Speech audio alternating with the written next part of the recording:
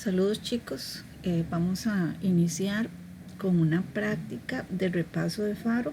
Les recuerdo lo siguiente: ustedes tienen un folleto completo con toda la materia y las prácticas que ustedes requieren para prepararse para Faro. Cada uno de ustedes, allí están todos los temas. Las clases de cada uno de esos temas se encuentran grabadas en la plataforma que se hizo para ustedes, ¿verdad? Ustedes tienen una plataforma propia de mi materia en la cual ustedes ingresan directamente a todas las clases grabadas y están ordenadas de la misma manera que su folleto.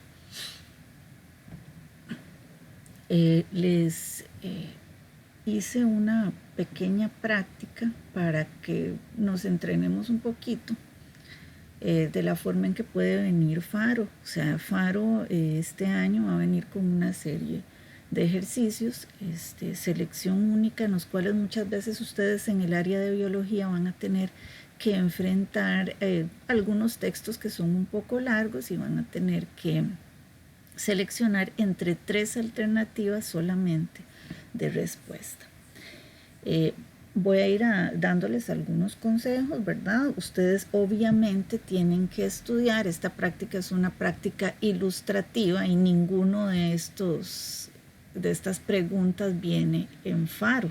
O sea, vienen de este tipo, pero no es que les estoy diciendo que esta es la práctica, este es el examen de Faro, ¿verdad? Para que eso les quede claro. El primer consejo que les voy a dar es que ustedes, antes de leer los textos, que en algunas ocasiones van a venir acompañados de una imagen y en otras no, primero lean la pregunta para que ustedes sepan de antemano qué es lo que están buscando en el texto y no tengan que volver a leer, porque necesitan hacerlo rápido. Acá nos consultan que en el texto anterior o en la información anterior el ambiente y los seres vivos se influencian mutuamente debido a qué o a cuál factor, al terrestre, al climático o al energético. ¿Qué? Dice, satisface determinadas necesidades básicas de los organismos como la fijación, la protección, la reserva de agua, entre otros. Respecto a los ecosistemas acuáticos, conviene destacar que existen múltiples organismos que utilizan una gran variedad de materiales, entre los que figuran las rocas y sus derivados. De ahí que está formado de grava, arenas, rocas lisas, piedras sueltas o barro. Cabe señalar que las diferentes texturas en el contenido de materiales nutritivos y el grado de estabilidad de los materiales referidos repercuten en el desarrollo y distribución de los organismos acuáticos. Entonces, allí nos están diciendo que los organismos acuáticos se ven influenciados, ¿verdad?, por el factor terrestre. ¿Por qué por el terrestre? Porque habla de la grava, arena, rocas lisas, piedras sueltas o barro. De eso habla el texto. No significa que siempre que les hagan una pregunta sobre el ecosistema acuático, esa va a ser la respuesta. No, en este caso usted tiene que basarse en lo que dice el texto, ¿verdad? Por eso dice que de acuerdo a esa información. La segunda es un poco más corta. Dice que cuando hablamos de los árboles de caobilla presentes en el refugio de vida silvestre Barra del Colorado, hace referencia a cuál concepto. Yo estoy leyendo primero la pregunta, ¿verdad? Es mi consejo. Luego dice el texto. Algunos de los árboles más abundantes son el gavilán, la caobilla y el cativo. En el caso de los sitios más inundados son comunes el gamalote y el yolillo. Ahí lo que nos están dando son nombres de especies de árboles, ¿verdad? Evidentemente. Entonces, si ustedes ya leyeron acerca de lo que significa una especie, ahí nos dicen que cuando decimos árboles de caobilla, ¿de qué estamos hablando? De una especie. El número 3, vamos a ver qué es lo que nos pregunta. Dice, ¿cuál opción presenta acciones para disminuir las amenazas contra la diversidad? Y nos dan allí 3 opciones. El texto decía, la destrucción de los hábitats, la extracción insostenible de los recursos naturales, las especies invasoras, el calentamiento global o la contaminación son algunas de las principales afectaciones contra la biodiversidad. Los consumidores pueden asumir diversas pautas en sus hábitos diarios para salvar el futuro de la variedad de seres vivos que puebla la Tierra. Entonces, ¿qué acciones van a hacer que se disminuyan las amenazas contra la diversidad? La primera dice: la intensidad con la que se llevan a cabo en las últimas décadas la caza y la pesca. La introducción de especies invasoras ha aumentado a nivel global en las últimas décadas. O la sustitución de agentes contaminantes como agroquímicos y metales pesados por otros métodos naturales. Pues obviamente que la única que habla de una posibilidad en la cual se disminuyan las amenazas contra la diversidad es la C. Vamos con la siguiente. Ay, que copié 2 veces la misma.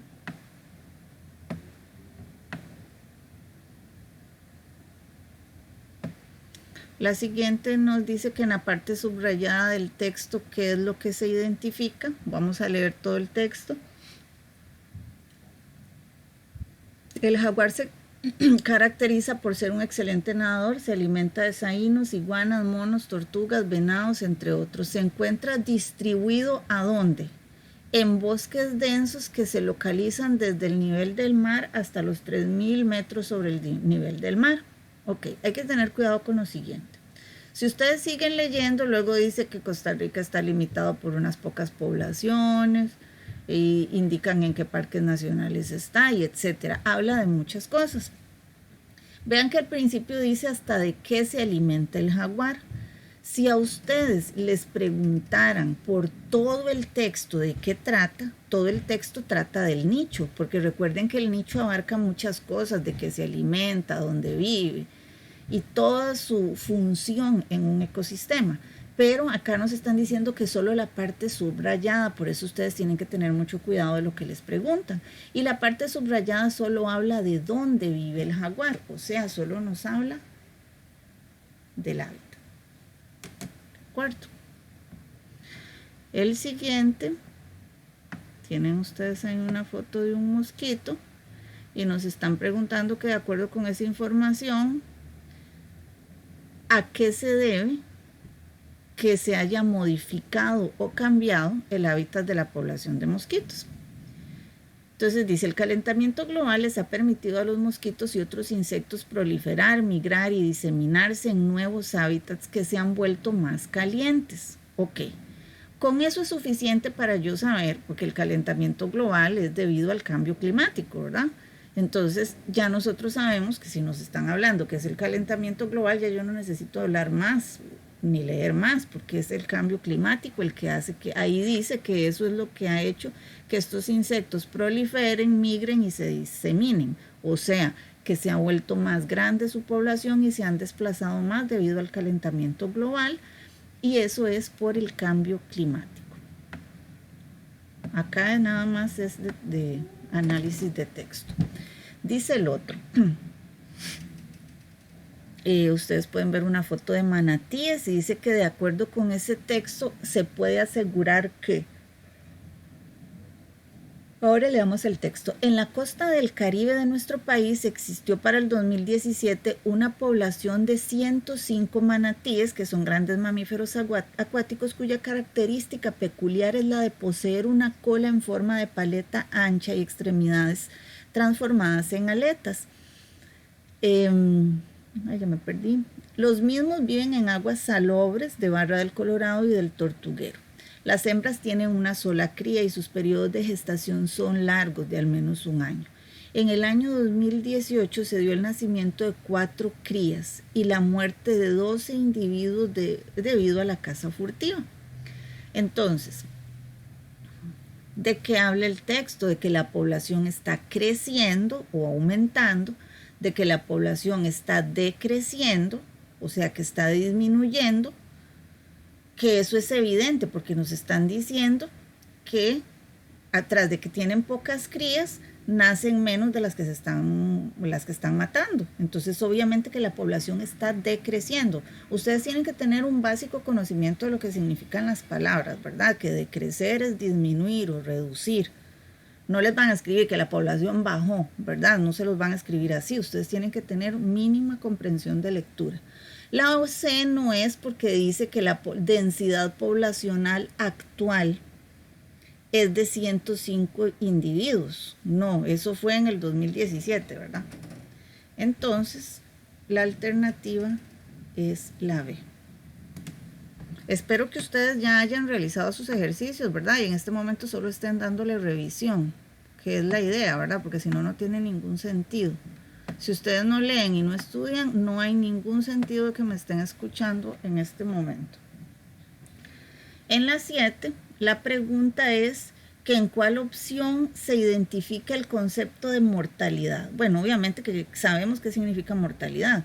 En el texto habla que durante miles de años la mortalidad fue muy elevada en todo el mundo, por lo cual el crecimiento de la población era muy lento. A partir de la revolución industrial, sin embargo, comienza el descenso progresivo de la tasa de mortalidad en los países desarrollados.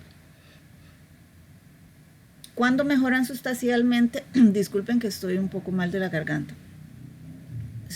Cuando mejoran sustancialmente los niveles de asistencia médico-sanitaria, el descenso de la tasa de mortalidad de un país o región específica se debe a ese factor de mejoramiento, así como también a la ampliación de los servicios de saneamiento ambiental, eliminación de enfermedades endémicas y la elevación de los niveles de calidad de vida. Hoy en día los índices de mortalidad son elevados en los países de menos recursos y mínimos en los países desarrollados. Entonces, ¿en cuál opción encontramos el concepto de mortalidad? Que el texto solo nos está sirviendo para ilustrarnos de qué se habla con la palabra mortalidad.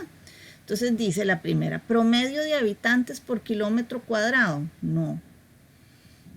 Del número de nacimientos, ¿eso es mortalidad? No. De la pérdida de individuos en un momento determinado. Sí, mortalidad es pérdida de individuos. Sí, vemos, es bastante sencillo, ¿verdad? Si nosotros analizamos, solo requiere poner un poquito de atención. En la 8, dice, de acuerdo con el texto anterior, un factor que puede restringir el crecimiento de la población humana es... Ok, entonces, ¿qué es lo que dice el texto? ¿Qué puede restringir o reducir o limitar el crecimiento de la población humana?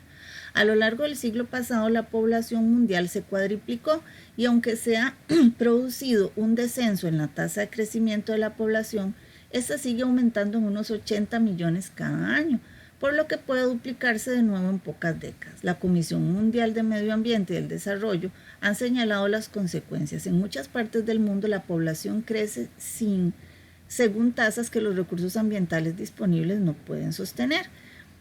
Tasas que están sobrepasando todas las expectativas razonables de mejora en materia de vivienda, atención médica, seguridad alimentaria o suministro de energía.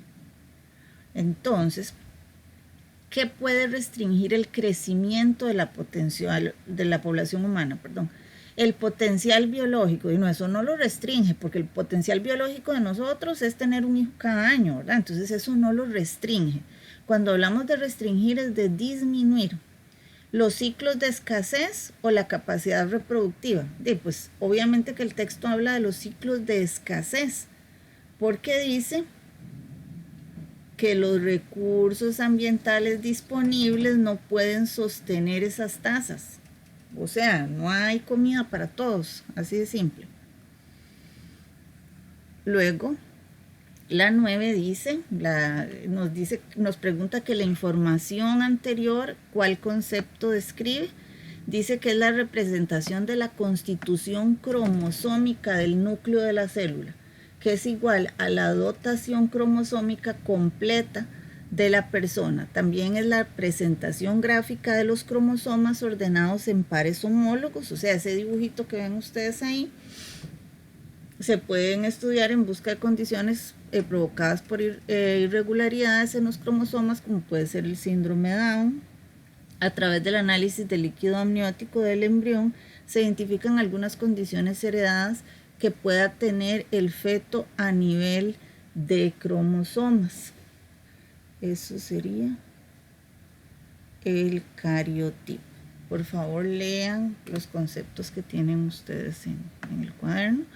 La número 10, quedó cortada, dice que en genética la dominancia es una relación entre los alelos de un mismo gen en el que uno enmascara a la expresión del otro. Son posibles 3 combinaciones de alelos: homocigota dominante, heterocigota y homocigota recesivo. Recuerden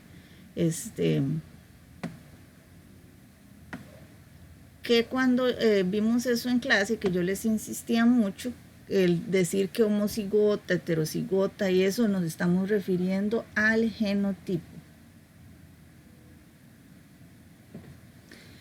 En el siguiente podemos observar a Mendel, ¿verdad? Y nos dice que cuáles de esos que están ahí son los aportes que él hizo.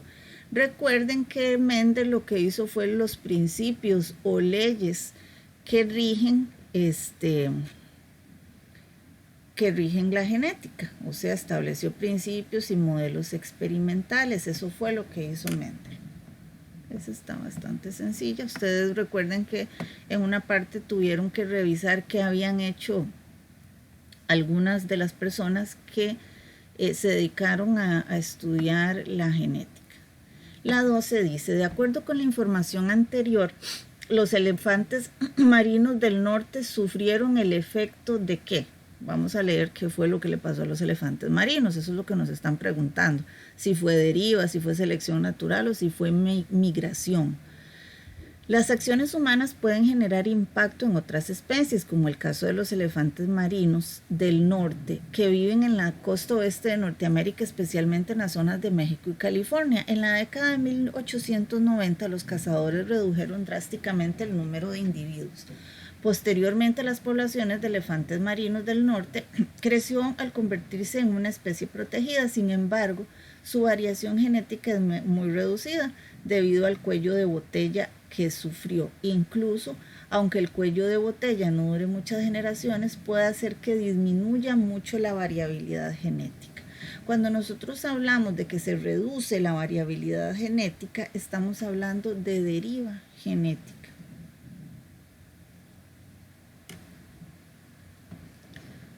Por favor, leer esa parte de su texto. Luego nos dan acá unos ejemplos de evidencias del proceso evolutivo y nos dicen que qué tipos son. En el primero, en el número 1, nos habla de aminoácidos, o sea, sustancias químicas. Esto es bioquímica. Esto es evidencia bioquímica. Por favor, lean los tipos de evidencia, tienen que sabérselos. Y luego nos habla de similitudes, ¿verdad?, de las plantas de tomate y otras que son de la misma familia emparentadas. O sea, de similitudes anatómicas. Recuerden que cuando habla de estructuras es anatómico. Entonces, la número 1 es bioquímica y la número 2 es anatómica, en lo que refiere a las evidencias del proceso evolutivo. Todo eso ustedes lo tienen en teoría y lo tienen en video. Obviamente que a ustedes les van a poner siempre ejemplos y les van a decir que de qué tipo de evidencia están hablando. Entonces ustedes tienen que reconocer cómo se llaman esas evidencias. En este caso, las que hablan de sustancias, no solo aminoácidos, sino que si les hablasen del ADN, les hablaran de proteínas, es bioquímico, ¿verdad? Y cuando les habla de estructuras o similitudes físicas, es anatómica. La 14 dice, la adaptación para la alimentación con semillas duras es, y habla de la lapa verde, que dice que es la segunda ave más grande de la familia de los loros, mide 85 centímetros de longitud, pesa casi 1,5 kilos, ostenta un hermoso plumaje, en su mayor parte verde amarillento, rojo en la frente y en las plumas centrales azul y rojo en las plumas de las alas y la cola. Su pico negro con la punta gris es increíblemente fuerte, adaptado para quebrar las más duras semillas silvestres. Entonces, acá estamos hablando de los tipos de adaptación. Recuerden que eso lo vimos al puro principio del año. Como el pico, pues obviamente es parte de la forma del animal, las adaptaciones que hablan de forma se llaman morfológicas. Si ya olvidaron los tipos de adaptaciones y no han estudiado, les recomiendo, por favor, repasar todo eso. En la 15 nos preguntan a qué tipo de adaptación se refieren las características del búho, que están ahí en referencia. Dice que un grupo de turistas realizaron una caminata nocturna y observaron un búho y les llamó la atención sus grandes ojos, por lo que decidieron consultarle al guía sobre esa característica tan notable. El guía les indicó que los búhos son aves rapaces nocturnas que cuentan con ojos muy grandes detrás de la retina, presentan una estructura reflejante que ayuda a concentrar los focos de luz hacia las células fotorreceptoras y un oído extremadamente desarrollado que les permite localizar presas en la oscuridad. Ahora, ¿qué tipo de adaptación es esa? ¿Será fisiológica? Porque los oídos se han agrandado, eso no tiene sentido y eso no lo dice, ¿verdad? Morfológica, debido a que modifica su apariencia para parecerse a otros seres. O fisiológica, ya que concentra los focos de luz hacia las células fotorreceptoras, aumentando la eficacia en la oscuridad. Eso es lo que dice ahí, ¿no? Luego pregunta la siguiente, ¿cómo se llaman los cruces entre organismos que difieren en un solo carácter? Las alternativas son dihíbrido, incompletos o monohíbridos. Recuerden que el prefijo mono significa uno, un solo carácter. Luego dice el siguiente enunciado, si se cruzan dos variedades de organismos que difieren en dos caracteres, cada uno transmite independientemente. Pueden leer que esa transmisión independiente se llama segregación. Así se llama la ley de la segregación.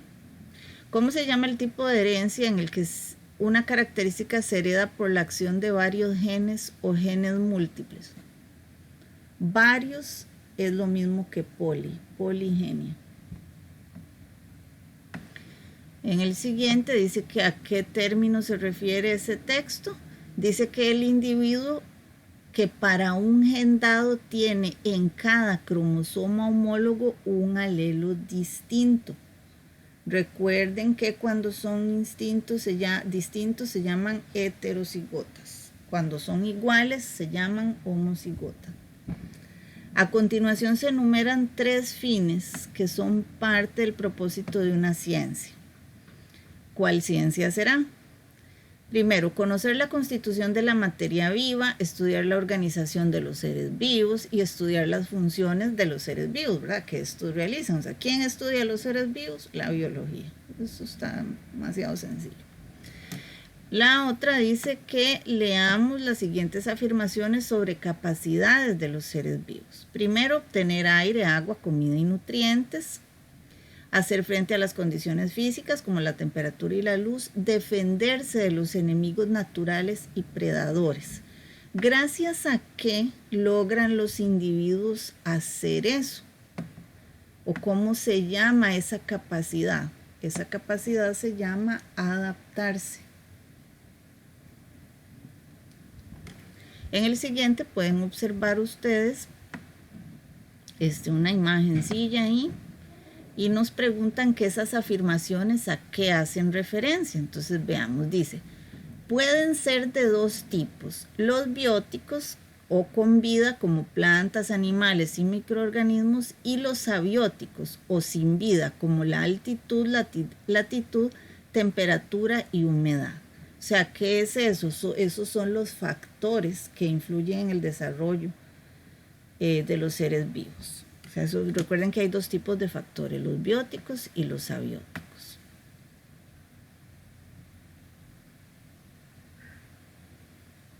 Ok, luego tenemos una correspondencia.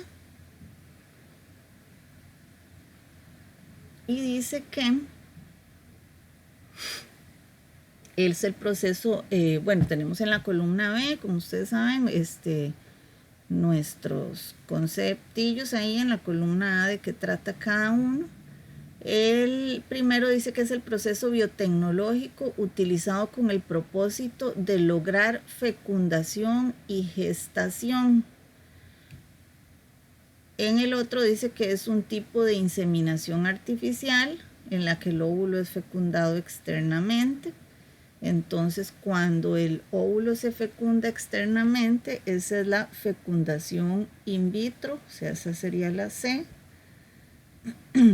Entonces, en este que se logra fecundación y gestación, estamos hablando de la inseminación artificial, ¿verdad?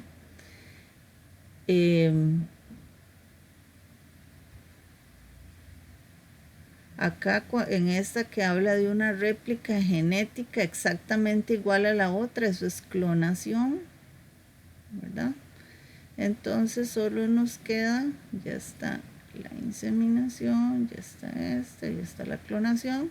La mutación inducida es esto, o sea, inducida, producida directamente por intervención humana, o sea, está inducido por el humano, entonces por tanto, la D es la ingeniería genética, que es la que permite transferir genes escogidos en lugar de genomas enteros.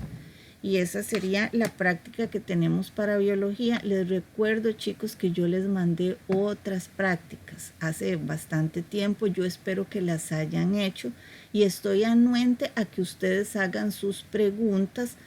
Las preguntas no se pueden hacer el mismo día de la prueba ni por la noche del día antes, ¿verdad? Pero durante este tiempo que tenemos para ir repasando y que lo vamos a seguir haciendo, quizá por medio de videos, porque tal vez las personas que no puedan asistir a clases presenciales sea la forma más lógica en la que yo pueda colaborarles con este proceso. Yo sí les espero sus preguntas, ¿verdad? Por eso es importante que ustedes tengan las cosas hechas, porque por ejemplo, usted ya tenía marcada una alternativa y yo vengo y le digo otra y tal vez a usted le queda la duda de por qué, o sea, por qué usted no tenía razón, o sea, tal vez usted sostenga que su respuesta era la correcta y ese tipo de cosas. Entonces me gustaría mucho que hicieran sus consultas y espero que les haya ayudado con este video.